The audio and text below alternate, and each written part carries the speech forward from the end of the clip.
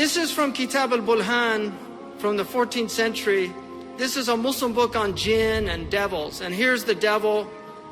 And if you notice, I don't even want to make that sign. Somebody take a picture of me and then they'll put it up on YouTube that I'm making the devil's sign, right? But that sign, if you look at his hands, you can see he's holding his hands like this, that's a sign of the horns of the devil. And Anton LaVey, back in the 1960s, did an interview where he explained that this is an ancient sign for devil worshippers.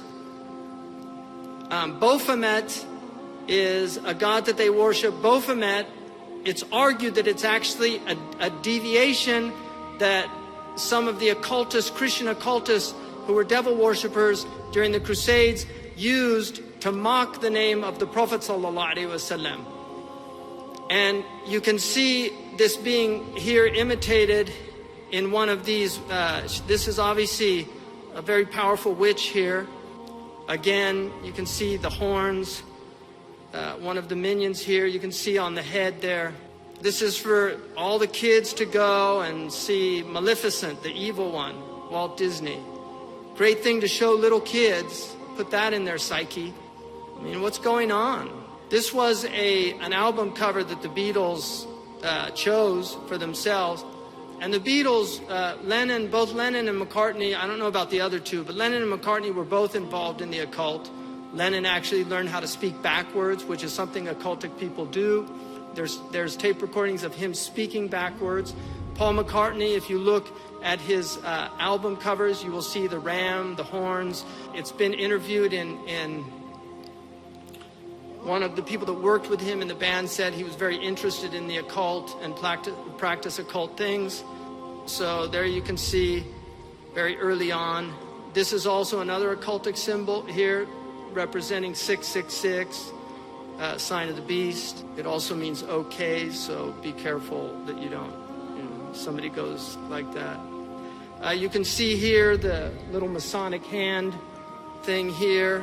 That's a Masonic symbol there. You can see that.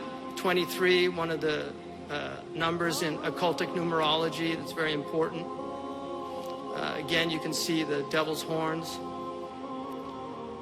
Now here, the Prophet ﷺ said, I'm warning you that every prophet came and they warned their people about the Dajjal. But I'm going to tell you something about the Dajjal that nobody said to their people. He has one eye, and God does not have one eye. Now, I find it very bizarre that this cult of one eye is so prevalent in popular culture. Everywhere you look, the cult of one eye, and there you have Eminem, this minion with his devil's horns and his one eye plastered on the streets of Toronto. And all these one-eyed cartoon characters, those characters are actually called the minions. This is all, and you can say, I'm not talking about a conspiracy. A lot of people don't know what this is about. They don't know. Like, these cartoonists aren't all plotting and things like this. This is all inspiration. It's demonic inspiration. They're inspired by Shaitan.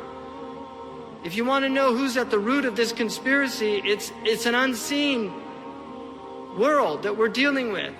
St. Paul said that our struggle is not with the powers of flesh and blood, but principalities of darkness.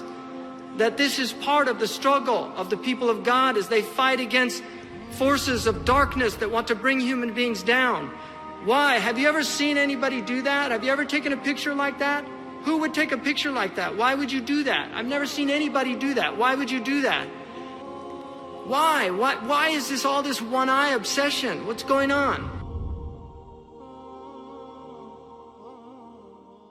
Isn't it so funny how we all walk around, never even thinking of the days under the ground, the drive and ambition taking over our lives. For this world, for the fame, for the power do we strive. Our minds made up, whatever it takes, to feed the desires that this heart makes. Why don't we know? How do we stay within the boundaries of the right way?